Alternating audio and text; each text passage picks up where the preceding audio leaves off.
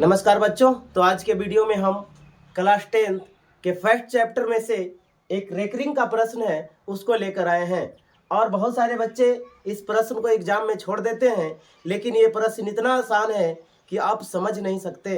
तो यहाँ पे आप एक बार इसको समझ लीजिएगा, उसके बाद एग्जाम में आप इस प्रश्न को छोड़कर नहीं आइएगा। तो सबसे पहले 0.5 के पावर जो इस तरीके का एक लकीर खींचा हुआ रहता है, इसको रेकरिंग बोलते हैं या फिर हिंदी में इसको वार बोला जाता है।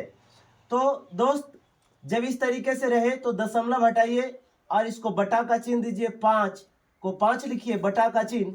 रेकरिंग रहेगा तो हम 9 लिखेंगे, रेकरिंग रहेगा तो बटा में 9 लिखेंगे। इसका मतलब है इसको 5/9 आंसर होगा। यदि रेकरिंग नहीं रहता, 0.5 रहता, तो इसको हम 5/10 लिखते। अब आप समझ गए होंगे कि यदि 0.2 के पावर रेकरिंग है, डंटा रखा हुआ है, तो इसको 2/9 लिखिएगा।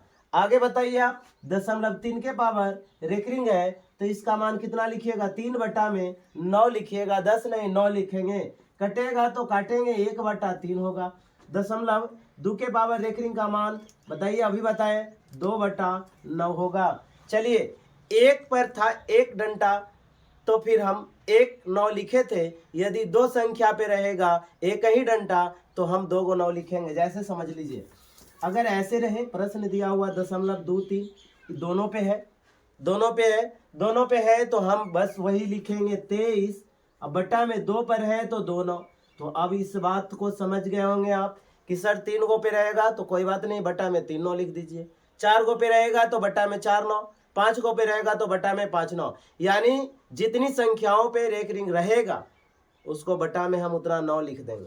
अब आगे एक बार और फिर से देख लीजिए, यदि लिख दिया जाए 0.5 2 3 4, अब इसको किस प्रकार लिखिएगा? P/Q के रूप में बोलिएगा, 52 32/4 को 9। अब सबसे पहले रेकरिंग जो था इसके बारे में समझ लेते हैं। इसका अर्थ होता है कि 0.3333333 अनंत बार आएगा, कभी समाप्त नहीं होगा। इसीलिए इसको समाप्त करने के लिए अंत बार आता है। इसको रोकने के लिए, इस पुनरावृत्ति को रोकने के लिए हम इसके ऊपर में एक डंटा रख देते हैं। समझ गए बात? तो 0.3 के पावर रेकरिंग कहने का मतलब समझ गए होंगे, 3 3 3 3 डॉट डॉट डॉट डॉट इस प्रकार होगा। तो अब इसको रोकने के लिए हमने 0.3 के पावर एक डंडा रख दिया था। अब इसको P/Q के रूप में लिखिएगा तो इस प्रकार लिखाएगा 3/9 यानी कि 1/3। अब आगे चलते हैं, प्रश्न बनाते हैं। तो बताइए इसका आंसर कितना होगा? बोलिएगा सर 5/9। इसका आंसर कितना होगा? बोलिएगा 32/99। अब इसका आंसर कितना होगा?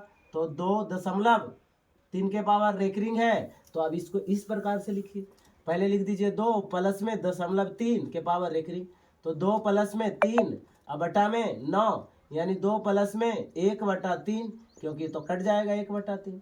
तो 3 दूनी 6 1 7/3। इसका आंसर आप लिखिएगा 7/3।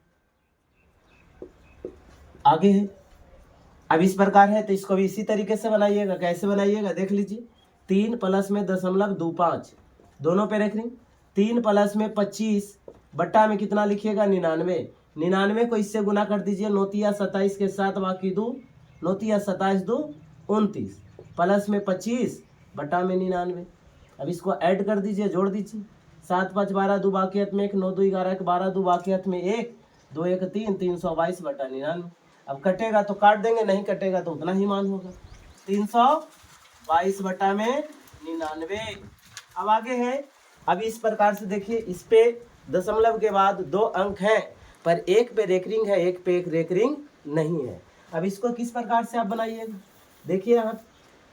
अब इस तरीके से प्रश्न है, एक पे है एक पे नहीं है, कोई बात नहीं, इसको भी वही चीज लिखेंगे 32।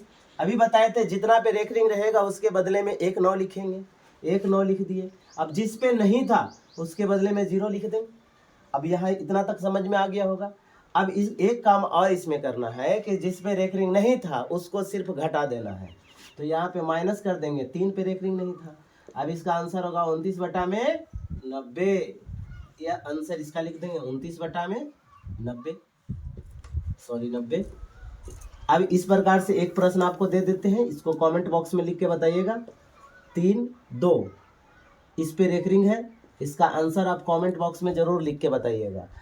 आगे प्रश्न है 2 प्लस में 3 2, तो इसको भी उसी प्रकार से आप करेंगे 3 2, एक पर रेकरिंग था दशमलव हटा दी।